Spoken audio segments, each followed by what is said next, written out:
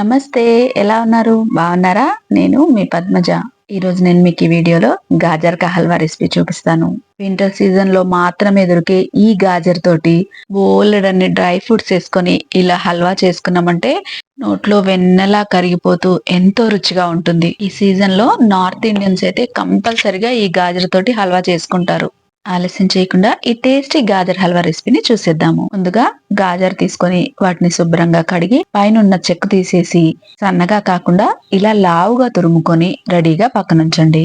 ఇప్పుడు స్టవ్ వెలిగించి పాన్ పెట్టుకొని అందులోకి ఒక టేబుల్ స్పూన్ నెయ్యి వేసుకొని నెయ్యి కొంచెం వేడవగానే టేబుల్ స్పూన్ జీడిపప్పు, ఒక టేబుల్ స్పూన్ బాదం పప్పులు, ఒక టేబుల్ స్పూన్ కిస్మిస్ వేసుకొని గోల్డెన్ బ్రౌన్ కలర్ వచ్చేదాకా వేపుకోవాలి. నేను చాలా తక్కువ మోతాదులో ఈ హల్వా చేస్తున్నాను, అందుకని ఇంగ్రీడియంట్స్ దానికి తగ్గట్టే చూపిస్తున్నాను. డ్రై ఫ్రూట్స్ వేగిపోగానే తీసి పక్కన ఉంచండి. ఇప్పుడు ఇదే నెయ్యిలోకి మనం ముందుగా తురిమి పెట్టుకున్న గాజర్ అంతా కూడా వేసుకొని దీంట్లోని పచ్చివాసన పోయేదాకా స్టవ్ ని మీడియం ఫ్లేమ్ లో పెట్టుకొని వేపుకోండి. ఒక 3 నిమిషాలకి ఇది మెత్తబడిపోతుంది. అలాగే దీంట్లోని పచ్చివాసన అంతా కూడా పోతుంది అనమాట. తక్కువ మోతాదులో చేస్తున్నాం కాబట్టి తొందరగానే మెత్తబడుతుంది. చూడండి, ఇది ఇలా కొంచెం మెత్తబడిపోగానే ఇప్పుడు మనం ఇందులోకి ఒక హాఫ్ లీటర్ కాచి చల్లార్చిన పాలను పోసుకోవాలి. పాలు పోసుకున్న తర్వాత ఈ గాజర్ అంతా కూడా పాలల్లో మంచిగా కలిసేలాగా ఒక్కసారి కలిపేసుకొని మూత పెట్టేసి స్టవ్ ని మీడియం ఫ్లేమ్ లో పెట్టుకొని ఈ గాజర్ ని ఈ పాలల్లో ఉడికించాలి. మధ్య మధ్యలో కలుపుకుంటూ ఈ పాలన్నీ కూడా దగ్గర పడేదాకా ఉడికించుకోవాలి. ఇది ఉడకడానికి ఒక 10 నిమిషాలు టైం పడుతుంది. పాలు అడుగు పట్టేయకుండా మీరు దగ్గరే ఉండి దీన్ని ఉడికించుకోవాలి. ఎప్పుడు తినే రవ్వ హల్వా కాకుండా ఇలా ఒక్కసారి స్పెషల్ గా గాజర్ హల్వా చేసుకొని తినండి, చాలా బాగుంటుంది. చూడండి, ఒక 10 నిమిషాల తర్వాత పాలన్నీ ఇలా దగ్గర పడిపోయాయి కదా. ఇప్పుడు మనం ఇందులోకి 3 టేబుల్ స్పూన్ షుగర్ వేసుకోవాలి. నేను తీసుకున్న మోతాదుకి ఈ షుగర్ సరిపోతుంది. మీరు గనక తీపి ఎక్కువ తింటే 4 టేబుల్ స్పూన్లు వేసుకోండి. దీంతో పాటు ఒక పావు టీ స్పూన్ ఇలాచీ పౌడర్ కూడా వేసుకొని ఈ పంచదార అంతా పాలల్లో బాగా కరిగి మళ్ళీ దగ్గర పడేదాకా దీన్ని మీడియం ఫ్లేమ్ లో పెట్టుకొని ఉడికించండి. నేను ఈ స్వీట్ లో కోవా వేస్తున్నానండి. కోవా బదులుగా మీరు ఇందులో మిల్క్ పౌడర్ అయినా వాడొచ్చు.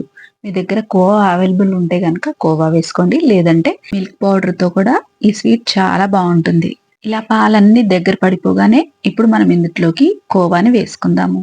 ఇది స్వీట్ లేని పాలకోవా అండి. ఇది ఒక 50 గ్రాములు ఉంటుందండి.